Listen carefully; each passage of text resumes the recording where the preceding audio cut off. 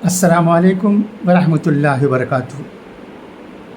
خطبات عثمانیہ میں مرحوم حضرت حافظ محمد عثمان صاحب رحمۃ اللہ علیہ کا جمعے کے دن دیا گیا ایک بہت ہی اہم بیان طہارت و پاکیزگی موجود ہے۔ میں اسے پڑھتا ہوں، سنیے گا۔ نصف ایمان مومن کی شان۔ بسم اللہ الرحمن الرحیم۔ الحمد للہ وکفا وسلام علی عبادہ الذین اصطفیٰ، اما بعد فقد قال رسول اللہ صلی اللہ علیہ وسلم الطہور شطر الایمان، صدق اللہ العلی العظیم۔ پاکی آدھا ایمان ہے۔ بزرگان محترم، یہ ایک حدیث ہے۔ اس حدیث میں حضور اکرم صلی اللہ علیہ وسلم نے طہارت اور پاکیزگی کی فضیلت بیان فرمائی ہے۔ چنانچہ اس حدیث کا ترجمہ سنیے۔ فرماتے ہیں کہ پاک رہنا آدھا ایمان ہے۔ اس کی وجہ ظاہر ہے۔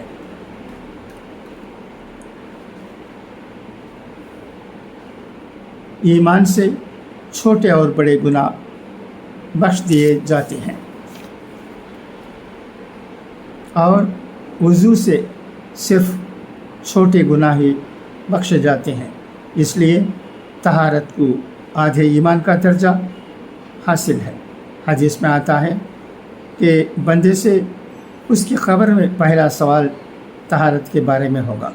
نیز حدیث میں آتا ہے کہ پیشاب سے بچو، اس لیے کہ عام طور پر عذاب قبر اسی سے ہوتا ہے، یعنی طہارت کا اہتمام نہ کرنے سے اور نجاست سے نہ بچنے سے، خاص کر پیشاب سے نہ بچنے سے عذاب قبر ہوتا ہے۔ ایک دوسری حدیث میں ہے کہ 3 چیزوں سے عذاب قبر ہوتا ہے: ایک غیبت کرنے سے، دوسرے چغلی کھانے سے، اور تیسرے پیشاب سے احتیاط نہ کرنے سے۔ طہارت سے لاپرواہی کا انجام۔ قبر عالم آخرت کی پہلی منزل ہے، اور جب انسان قبر میں داخل ہوتا ہے تو وہاں بھی وضو اور طہارت کے بارے میں تفتیش ہوگی۔ اس سے سوال ہوگا۔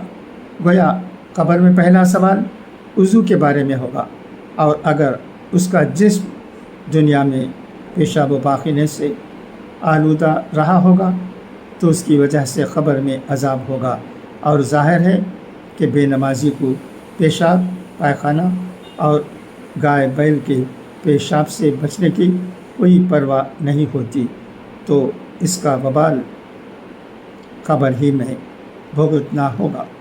طہارت عذاب قبر سے نجات کا ذریعہ۔ حدیث میں آتا ہے کہ مدینہ منورہ میں حضور اکرم صلی اللہ علیہ وسلم 2 تازہ اور نئی قبروں کے پاس سے گزرے۔ یہ 2 مسلمانوں کی قبریں تھیں۔ حضور اکرم صلی اللہ علیہ وسلم کو انہوں نے اپنی آنکھوں سے دیکھا تھا، مگر حضور اکرم صلی اللہ علیہ وسلم نے قبروں کو دیکھ کر فرمایا کہ ان دونوں کو عذاب ہو رہا ہے، یہ کو ایسی چیز کی وجہ سے جسے یہ کوئی بڑی چیز نہیں سمجھتے تھے، اس لیے اس کو کوئی اہمیت نہیں دیتے تھے۔ ان دونوں میں سے ایک تو فساد کی نیت سے چغلی کیا کرتا تھا، ایک مجلس کی بات دوسری مجلس میں پہنچا دی، 2 مسلمانوں کے درمیان صلح کی بات کرنے کے بجائے فساد کی کوشش کیا کرتا تھا۔ دوسرا شخص پیشاب کے چھینٹوں سے اپنے آپ کو نہیں بچاتا تھا، اس لیے اب دونوں عذاب میں مبتلا ہیں۔ پھر حضور اکرم صلی اللہ علیہ وسلم نے کھجور کی ایک ٹہنی لی، اس کے 2 ٹکڑے کر کے ہر ایک قبر کے سرانے ایک گاڑ دی، اور فرمایا کہ شاید جب تک یہ ٹہنی تازہ اور حاری ہو، اس وقت تک اللہ تعالیٰ ان سے عذاب قبر اٹھا دے۔ پھر اعلان فرمایا، اپنے آپ کو اور اپنے اور جانوروں کے پیشاب سے بچائے رکھو، کیونکہ عموماً عذاب قبر اسی وجہ سے ہوتا ہے۔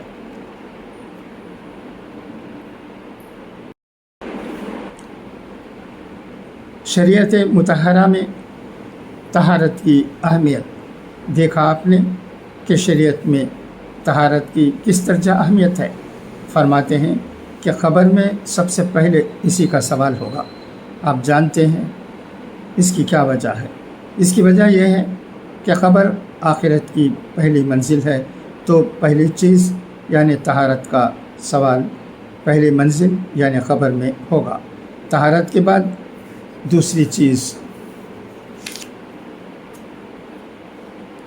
یعنی نماز کا سوال دوسری منزل یعنی محشر میں ہوگا۔ حدیث میں آتا ہے قبر کا سوال اور اس کا عذاب حق ہے، لیکن اس زمانے میں چونکہ دین کی تعلیمات اور شریعت کی عظمت میں کمی اور طبیعتوں میں آزادی آ گئی ہے، اس لیے آخرت سے اور عذاب قبر سے اگر انکار ہو جائے تو اس تعجب نہیں ہے۔ عذاب قبر سے متعلق ایک صاحب کا شبہ اور اس کا ازالہ۔ ایک مولوی صاحب تھے، ان سے ایک انگریزی دان نے کہا کہ مجھے عذاب قبر کے بارے میں شبہ ہے، اس کو سمجھا دیجیے۔ تو مولوی صاحب بیچارے رونے لگے کہ یا اللہ، اس کو کیسے سمجھاؤں؟ جب یہ عذاب قبر کا منکر ہے تو دوزخ کے عذاب اور آخرت کے واقعات پر بھی اس کو انکار ہوگا۔ اتنے میں ایک نیک صالح بزرگ جو ان کے ملنے والے تھے آ گئے، تو ان مولوی صاحب نے ان سے کہا کہ یہ شخص عذاب قبر کو نہیں مانتا، آپ ہی اس کو سمجھا دیجیے۔ تو ان بزرگ نے اس شخص سے کہا کہ ہاں، میں تمہیں عذاب قبر سمجھا سکتا ہوں، بلکہ دکھا بھی سکتا ہوں، مگر جاؤ پاک صاف کپڑے پہن کر آؤ۔ لیکن ایک بات یہ بھی سمجھ لو کہ میں تمہیں عذاب قبر سمجھا سکتا ہوں اور دکھا بھی دوں گا، تمہیں میرے ساتھ قبرستان چلنا پڑے گا، اور یہ بھی ہو سکتا ہے کہ تم وہاں سے زندہ واپس نہ آؤ۔ یہ سن کر وہ شخص ڈر گیا اور اس کے ساتھ قبرستان جانے کے لیے تیار نہیں ہوا۔ اپنی بدعقیدگی سے توبہ کی اور انہی سے کہا کہ بیعت کر لیجیے۔ چنانچہ انہوں نے بیعت کر لی اور ان مولوی صاحب نے بھی ان کا ہاتھ پکڑ لیا کہ نہایت مبارک بیعت ہے۔ انہوں نے ایک شخص کے ایمان کو درست کر دیا۔ اس دنیا میں اللہ تعالیٰ کبھی کبھی عذاب قبر کا نمونہ کہیں کہیں دکھاتے رہتے ہیں تاکہ منکرین کو ایمان کی توفیق ہو اور مومنین کی تصدیق میں اضافہ ہو۔ عذاب قبر حق ہے۔ چنانچہ ایک گاؤں کا واقعہ سنیے کہ وہاں ایک عورت کا انتقال ہو گیا۔ اس کو دفنانے کے لیے جب لوگوں نے قبر کھودی تو اس کے اندر ایک اژدھے کو دیکھا۔ اس قبر کو چھوڑ کر کچھ فاصلے پر دوسری قبر کھودی، وہاں بھی جب میت کو لے جا کر رکھنا چاہا تو اس دوسری قبر کے اندر بھی اژدھا موجود تھا۔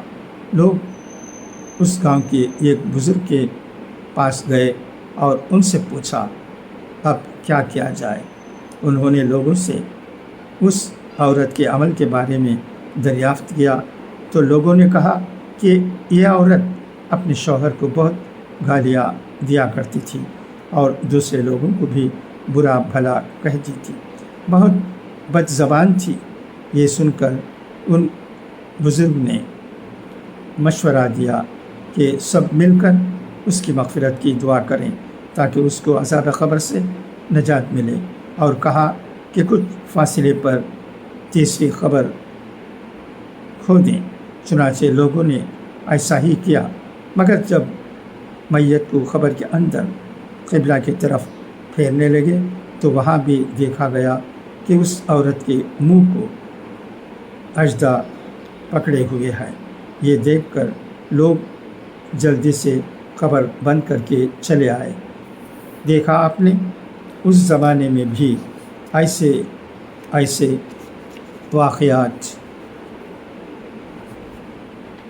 ہوتے رہتے ہیں۔ اس زمانے میں بھی ایسے واقعات ہوتے رہتے ہیں جن سے اللہ اور اس کے رسول صلی اللہ علیہ وسلم کے ارشادات کی تصدیق ہوتی ہے۔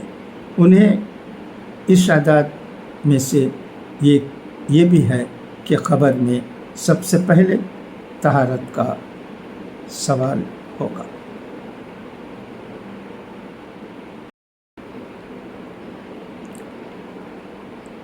امام محمد رحمۃ اللہ علیہ اور طہارت کا اہتمام۔ اب اس زمانے میں ہم لوگ طہارت کی اہمیت سے لاپرواہی برتیں، لیکن ہمارے اسلاف کے نزدیک تو اس کی بڑی اہمیت تھی اور وہ حضرات اس کا بہت اہتمام کرتے تھے۔ چنانچہ کتابوں میں حضرت امام محمد رحمۃ اللہ علیہ کا واقعہ لکھا ہے کہ ایک دن حضرت امام ابو حنیفہ رحمۃ اللہ علیہ درس دے رہے تھے۔ امام محمد رحمۃ اللہ علیہ بھی آ کر کنارے کھڑے ہو گئے۔ اس دن اتفاق سے یہ مسئلہ زیر بحث تھا کہ کوئی نابالغ لڑکا رات کو سویا اور اسی رات کو وہ بالغ ہو گیا تو اس پر عشاء کی نماز فرض ہوئی یا نہیں۔ مسئلہ یہ ہے کہ اس پر نماز فرض ہو جاتی ہے، اس کو ادا کرنا چاہیے۔ اب امام محمد رحمۃ اللہ علیہ یہ سنتے ہی وہاں سے چلے گئے اور تھوڑی دیر کے بعد واپس آ گئے۔ امام ابو حنیفہ رحمۃ اللہ علیہ نے پوچھا کہ میاں صاحبزادے کہاں گئے تھے؟ امام محمد رحمۃ اللہ علیہ نے جواب دیا کہ ابھی آپ حضرات جس مسئلے میں گفتگو فرما رہے تھے آج رات میں اسی میں مبتلا تھا۔ چنانچہ جب میں نے سنا کہ اس پر نماز فرض ہو جاتی ہے تو میں طہارت کا اہتمام کر کے نماز ادا کرنے چلا گیا تھا۔ امام ابو حنیفہ کو ان کی یہ ادا یعنی شریعت کی عظمت اور احکام شریعت پر عمل کا جذبہ بہت پسند آیا، بہت خوش ہوئے اور فرمایا کہ میاں صاحبزادے تم بہت ہونہار معلوم ہوتے ہو، اس لیے تم ہمارے درس میں آیا کرو، کامیاب ہو جاؤ گے۔ چنانچہ اس کے بعد سے حضرت محمد رحمۃ اللہ علیہ حضرت امام ابو حنیفہ رحمۃ اللہ علیہ کے درس میں حاضر ہونے لگے اور پھر فقہ میں ان کا جو مقام ہوا وہ سب کو معلوم ہے۔ امام محمد رحمۃ اللہ علیہ کے کمال کی ابتدا دیکھیے، امام محمد رحمۃ اللہ علیہ کے کمال میں ابتدا بھی طہارت ہی سے ہوئی، اور انسان پر بالغ ہونے کے بعد سب سے پہلا فریضہ طہارت ہی کا عائد ہوتا ہے، جو کہ نماز پر بھی مقدم ہے۔ اگر ہم اپنے اولاد کو نجاست کے اقسام اور طہارت کے احکام نہ سکھائیں تو بتلائیے وہ اللہ تعالیٰ کے دربار میں پاک ہو کر کیسے کھڑے ہوں گے۔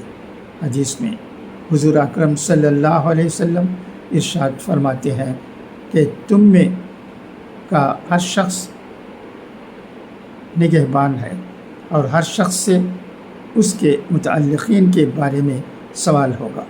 اس حدیث کی زد سے ہم سب پر یہ فریضہ عائد ہوتا ہے کہ ہم اپنے اولاد کو بچپن ہی سے نماز اور طہارت کے مسائل سکھائیں، ورنہ قیامت کے دن ہم سے باس پرس ہوگی۔ بس اب میں اسی پر اپنی بات ختم کرتا ہوں۔ دعا کیجیے کہ اللہ تعالی ہم سب کو اس پر عمل کی توفیق عطا فرمائے، آمین۔ وآخر دعوانا ان الحمد للہ رب العالمین۔ گزارش ہے کہ اگر یہ بیان آپ کو پسند آیا ہے تو اسے دوسروں کو بھی فارورڈ کیجیے گا، تاکہ اس میں جو مسائل بیان کیے گئے ہیں ان کا علم انہیں بھی اچھی طرح سے ہو جائے۔ اچھا، تو اب اجازت، انشاءاللہ پھر ملاقات ہوگی۔ خدا حافظ، فی امان اللہ۔